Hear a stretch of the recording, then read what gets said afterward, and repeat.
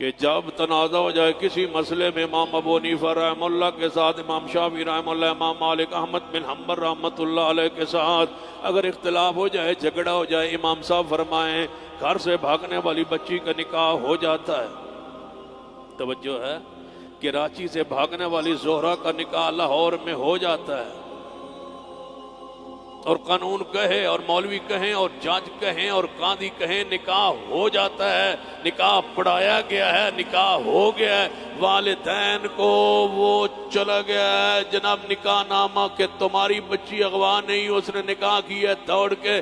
اب وہ سارے مولوی، سارا میڈیا، ساری دنیا چپ ہے، خاموش ہے، اس بچی نے نکاح کر لیا۔ ہم کہتے ہیں مزہ لے لیا ہے اپنی فقاہت کا اور اپنی سوچ کا اور اپنے گند کا۔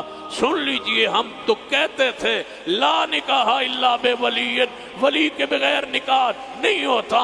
اگر تم حدیث کے دامن میں آ جاتے، یہ ذلت رسوائی تم ہمارا مقدر نہ بنتی۔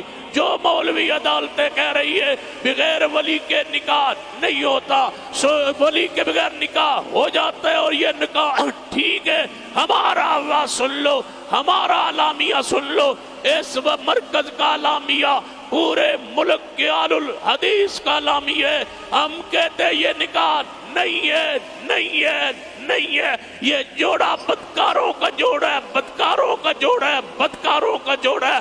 وہ سزا لاگو کی جائے جو زانیوں پر سزا شریعت نے مقرر کی ہے۔